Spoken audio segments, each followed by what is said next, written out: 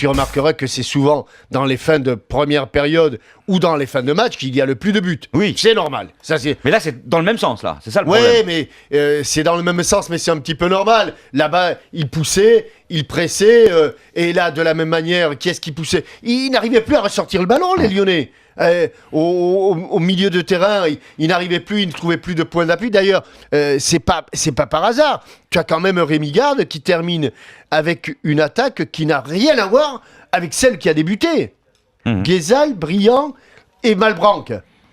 Ça veut dire qu'il sentait que ces trois attaquants, enfin ces trois joueurs offensifs, n'arrivaient plus à garder le ballon. Bon, il a fait entrer trois autres joueurs et ça n'a pas été mieux, quoi. Et l'arrière gauche de cette équipe de Tottenham qui est qualifiée pour le prochain tour, Benoît Assou-Ekotto est en direct dans l'Arquet Foot. Salut Benoît. Bonjour la France. Ouais, salut l'Angleterre. Oui. Benoît, il y a quand même des signes qui ne trompent pas. Comme le disait Christophe, les 3 buts que vous marquez à Bordeaux, c'est 40... À Lyon. À Lyon, pardon. C'est 45e et 2 fois 90e. Quoi. Bon, finalement, vous aimez le suspense, non ? Non, mais bon, après, on va dire que c'est un état d'esprit qui est un peu typique anglais où il faut regarder les matchs un peu jusqu'à la fin du match parce qu'on ne sait jamais ce qui peut se passer.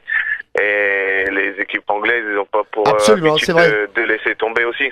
Dans les matchs de championnat, on voit souvent les grosses équipes qui sont en difficulté. Manchester, Chelsea, on les voit souvent marquer en fin de match. Cela dit, le scénario vous est pas trop favorable. À un moment donné, vous craignez pas parce que la frappe de Holby sur le poteau, la transversale, quelques occasions de but qui n'entrent pas. Bon, est-ce qu'à un moment ou un autre, vous vous êtes dit, c'est pas notre soirée ?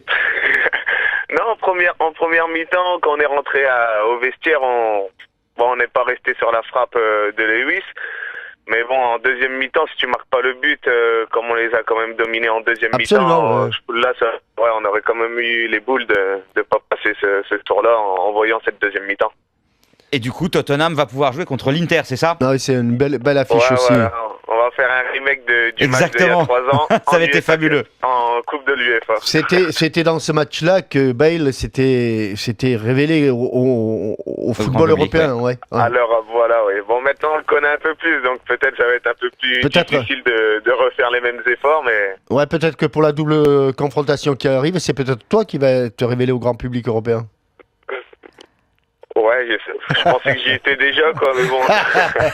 Si chambre Jean-Michel, mais c'est vrai que... En marquant c'est ça que tu voulais dire. En marquant 2 buts de la tête, par exemple, tu vois. Ouais, j'aimerais bien marquer un but du droit quand même, parce que je fais pas grand-chose avec mon pied droit. T'accélères, c'est ça. Voilà. Bon. Benoît, je sais pas si tu as entendu les déclarations de Christophe Dugarry qui disait que les footballeurs de la nouvelle génération n'aimaient pas le football. On sait que toi, tu t'es déjà exprimé sur ce sujet et que tu considères le football comme un métier, c'est ça ? Oui. Mais après, c'est l'époque de Christophe Dugarry, c'est une autre génération et qui avait peut-être pas comme but premier l'argent. Mais maintenant, on peut constater que c'est beaucoup plus du football business qu'il y a 20 ans. Donc, alors, la question est différente. Si tu n'avais pas été footballeur professionnel, aujourd'hui, est-ce que tu jouerais au football ? Ah, bien sûr. Avec les voilà. amis le dimanche matin. Donc, t'aimes quand même le foot, Benoît ? Ouais, c'est ça qui est important. J'aime le foot, mais de la manière dont je le fais aujourd'hui, personnellement, je ne le fais pas par passion, c'est un travail. Puisqu'à partir du moment où tu es plus performant, tu vas sur le banc, et si tu as un problème de santé, les clubs font rarement de sentiments, ils vont te dire, bon allez, maintenant tu vas faire ta vie.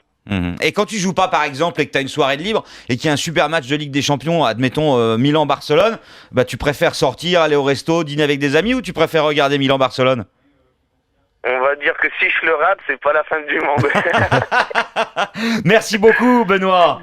Merci beaucoup et encore félicitations pour la qualification des Spurs. On va regarder si tu en mets un du droit. Hein. Ok, restez bien devant vos écrans. Allez, bye, salut.